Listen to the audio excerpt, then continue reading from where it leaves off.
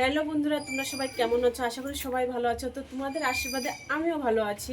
তো বেশি একটা ভালো নেই বলতে পারবো না, কারণ কি তাঁতের যে অবস্থা, তো তাঁতের অবস্থার জন্য মাথা পুরো খারাপ হয়ে যাচ্ছে। তো আমি আরও একটা নতুন ব্লগ নিয়ে তোমাদের সামনে চলে আসলাম। তো দেখতে থাকবে, পুরো ভিডিওটা দেখবে, স্কিপ করে চলে যাবে না, পুরো ভিডিওটা দেখবে, দেখার পরে তারপরে বলবে।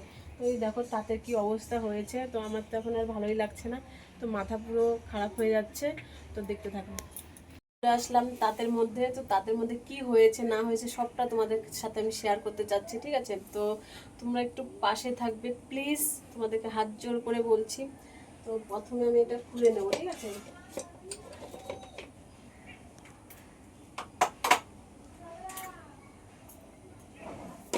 তো এটা খুলে নিচ্ছি আমি, এটা খুলে নিলাম। খুলে নিয়ে এটা খুলতে হবে।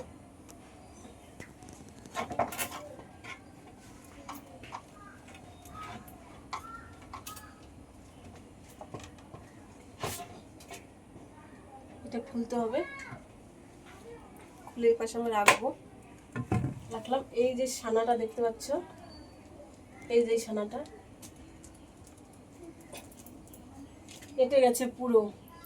এটার এই যে পিছনে যে নিচে যে ঝাপ, এটা ঝাপটা উঠছে না, কারণ এটা জং পড়ে গেছে পুরো। এখন এটা পরিষ্কার করতে হবে।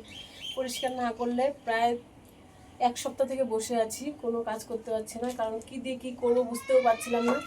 তারপরে এটাকে এখন পরিষ্কার করতে হবে। দেখো এত ঝামেলা করা যায় বলো? তো করতেই হবে, কিছু না, ঝাপ উঠছে না। এই দেখো এটা ব্রাশ, আর এটা কি বলতো, এটা কি বলো, এটা কিন্তু পাউডার না, এটাকে বলে বোর্ডিং পাউডার, ঠিক আছে? Boarding powder. তো এটা দিয়ে এরকম করে নিয়ে কি করবো বলো? কিছু করার নেই। এই শাড়ির মধ্যে লাগলে হবে না, সুন্দর করে এরকম ঘষে ঘষে ঘষে ঘষে পরিষ্কার করতে হবে।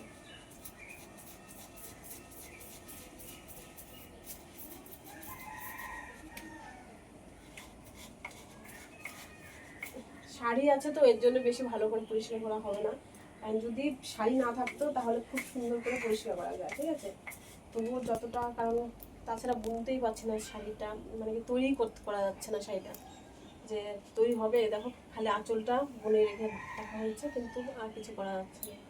তো এরকম করে ঘষে ঘষে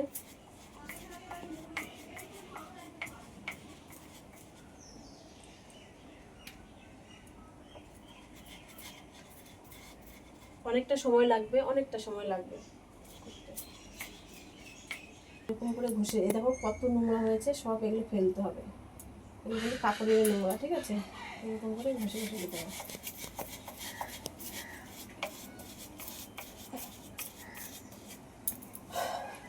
গরম লেগে যাচ্ছে প্রচুর, এত গরম পড়েছে, তারপর আবার এইসব করতে হবে, কিছু করার নেই। আমার তো ভালোই লাগছে না একদমই। শাড়ি আছে তো এর জন্য বেশি ভালো করে করতে পারছি না, একটু যেটুকু হয়। আর বেশি নেই শাড়ি, এটার মধ্যে 5-6 পিস আছে, 5-6 পিস। তো এর জন্যই আর খুললে পরে আবার সেই সানা বোয়া করতে হবে, অনেক ঝামেলা আছে।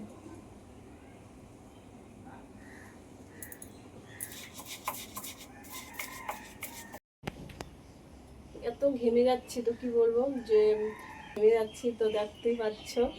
তো তবুও করতে হবে, এখানে হাওয়া লাগালে হবে না, কারণ পাউডারটা উড়ে যাবে, ঠিক আছে? তো এর জন্য কিছু করার নেই, এরকম করে ঘষে ঘষে ঘষে ঘষে করতে হবে। তো কি বলবো, আমি তো কি আর কিছু বলার নেই। এই যে জংটা আছে সানার মধ্যে, এটা তো লোহার, লোহার এটা এটা লোহার পুরো, ঠিক আছে? এই সানাটা পুরো লোহার এটা।